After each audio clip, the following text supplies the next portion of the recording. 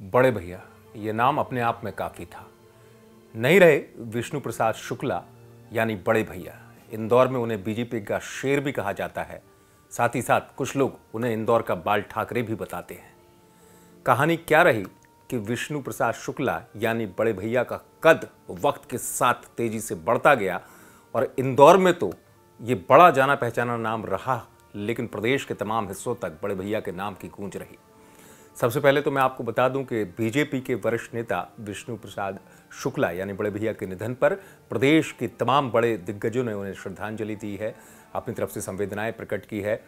मुख्यमंत्री शिवराज सिंह चौहान ने ट्वीट कर उनके निधन पर शोक व्यक्त किया है। बीजेपी के वरिष्ठ नेता कैलाश विजयवर्गीय ने भी दिवंगत आत्मा की शांति के लिए प्रार्थना की है, ट्वीट के जरिए अपना संदेश दिया है। वहीं कांग्रेस से कमलनाथ पूर्व मुख्यमंत्री, उन्होंने भी संदेश दिया।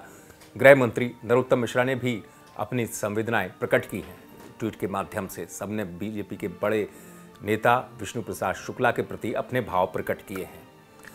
संजय शुक्ला, बीजेपी के दिग्गज नेता, मैंने कहा विष्णु प्रसाद शुक्ला, वो बीजेपी के जब तक जीवित रहे आधार स्तंभ कहे गए इंदौर के।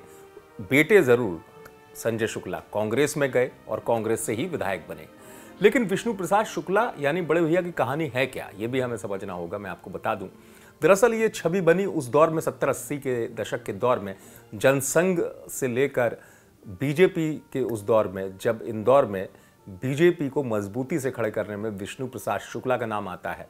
उनका संपर्क बीजेपी के संस्थापक सदस्य प्यारेलाल खंडेलवाल से हुआ। प्यारेलाल खंडेलवाल के साथ बीजेपी की धारा में वो आए।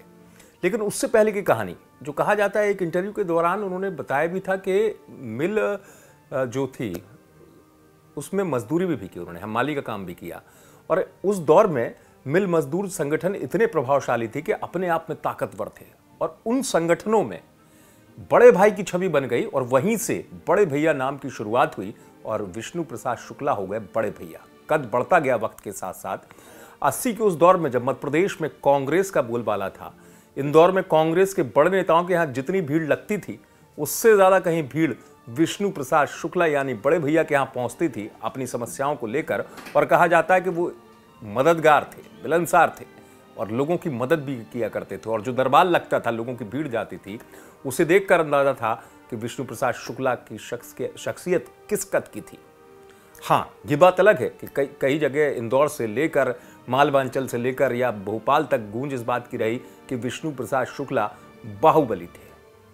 यहां तक कि हत्याकांड में उनका नाम आया, बाद में उस आरोप से भी वो बरी हो गए। जिंदगी के तमाम उतार चढ़ाव रहे, लेकिन कहानी में जैसे मैंने आपको शुरुआत में बताया कि जो एक इंटरव्यू में उन्होंने कहा था कि मजदूरी से उन्होंने शुरुआत की थी, मजदूरी से लेकर एक बड़े नाम की शख्सियत तक पहुंचने में विष्णु प्रसाद शुक्ला ने बड़ी यात्रा की। और बीजेपी का जैसे मैंने आपसे जिक्र किया, यह भी कहा जाता है कि राजगढ़ में जब दिग्विजय सिंह प्यारेलाल खंडेलवाल से हार गए थे, तो उस हार के पीछे वजह भी बड़े भैया भी थे। तो अब दुनिया में नहीं है बड़े भैया, लेकिन उनकी मिलनसार मददगार वाली छवि हमेशा लोगों को याद रहेगी। इंदौर से आप तक ये खबर पहुंचाई हमारे संवाददाता धर्मेंद्र कुमार शर्मा ने। आप देखते रहे एमपी तक।